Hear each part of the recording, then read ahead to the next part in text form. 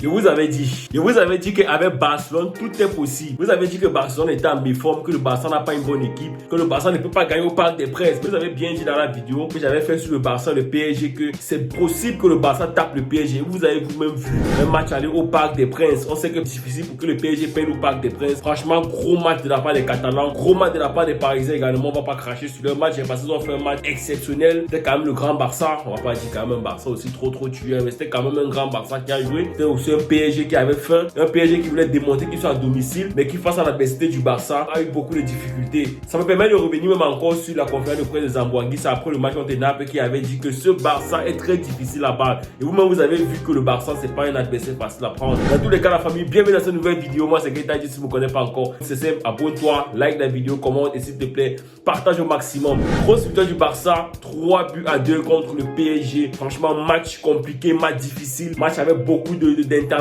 Quand tu penses au match qu'il y a eu hier entre City et le Real, quand tu penses également au match qu'il y a eu entre Arsenal et le Bayern de Munich, et que tu vois le match que le Barça a joué aujourd'hui contre le PSG, c'est clair que ça c'est vraiment un niveau quart de finale Ligue des Champions. Mais ce match est un match de feu, de fond en comble, ça a été difficile dans tous les sens. Au début de la première mi-temps, on a eu un PSG qui mettait beaucoup d'intensité dans le jeu. Le PSG dominait le Barça, c'était compliqué. On va dire que les 10, 15, 20, on va même dire presque les 20 minutes du match, le PSG avait le pied sur le ballon. C'était très difficile pour le Barça de sortir les ballons. Il n'arrivait pas à aligner les passes. Le PSG avait même la possession de balle. On voit que c'était compliqué pour Rafinha, Gundogan. Il n'y avait que Lewandowski qui décochait beaucoup plus. On va quand même dire gros match de Lewandowski. Franchement, il a fait un match satisfaisant. Même comme il n'a pas marqué, mais il a été vraiment important pour cette victoire. Il a vraiment mis mal à l'aise les défenseurs du PSG. Quand on voit même le but que le Barça a marqué, vous-même vous avez vu le travail énorme de Lewandowski qui décale Lamine Yamal sur le côté, extérieur du pied de Lamine Yamal pour remettre à Lewandowski. Mauvaise sortie de Donnarumma qui a la réception. Rafinha pour ouvrir le score. Franchement Rafinha, chapeau l'artiste. Tu es l'homme du match. Tu mérites d'être homme du match. Tu étais constamment tapé dessus que tu étais un mouilleur, que tu n'étais pas un joueur de niveau du Barça, que tu passais ton temps à faire des accélérations sur le côté pour sortir avec le ballon.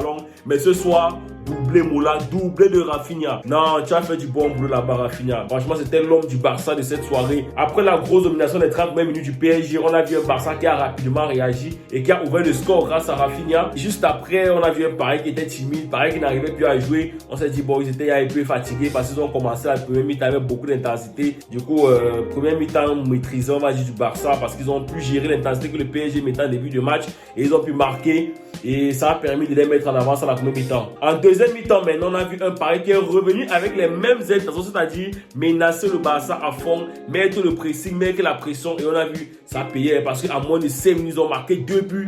2 buts en 5 minutes déjà. Dembélé d'abord, premier but, avec une frappe pleine de canne, casserole, comme on dit souvent de nous, casserole. Beau but là-bas, mais tu sais que quand tu vas arriver à Barcelone, tu as chaud, non? Parce que tu as marqué contre ton ancien club et tu as jubilé. Et tu as jubilé avec la rage. Donc quand tu vas arriver à Barcelone, la plupart parce que le public là va crier sur toi. Quand tu fais les choses comme ça, un club que tu es parti, que le club était pas d'abord content, tu marques le but, tu jubiles d'abord comme tu as jubilé là. Dans tous les cas, on te wait à Barcelone 2 minutes plus tard, Vitinha qui marque le deuxième but, 2 buts pour le PSG. Et franchement, c'était mérité. Paris mettait tellement d'intensité. Donc on va dire que pour une fois qu'ils ont mis beaucoup d'intensité, ils ont été concrétisés. Ils ont eu 5 minutes seulement de mise d'intensité et ils avaient vraiment marqué 2 buts. Ils ont commencé même à paniquer en me disant que peut-être le Barça va encaisser même un troisième but. Que la Ligue des Champions, c'est pas une compétition qui se prend à la légère. Quand vous voyez les clubs de haut niveau, il faut donner les mains. Parce que quand tu vois à quel point le PSG a débuté à deuxième mi-temps, ils étaient bien partis pour marquer 3-4 buts. Mais comme le Barça, c'est pas aussi un petit club et qu'ils ont l'habitude de ce genre de match, ils ont essayé de gérer la rencontre jusqu'à ce que cette passe miraculeuse de Pedri tombe sur Rafinha qui marque le deuxième but. Franchement, Pedri,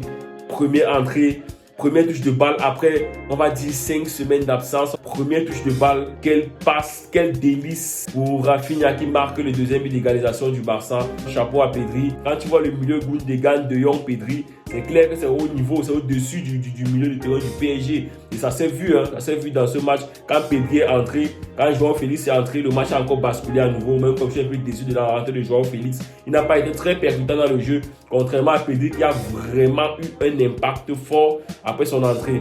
Je vais quand même aussi vous citer mon joueur un peu décevant. J'ai été vraiment déçu de la prestation de Lamine Yamal.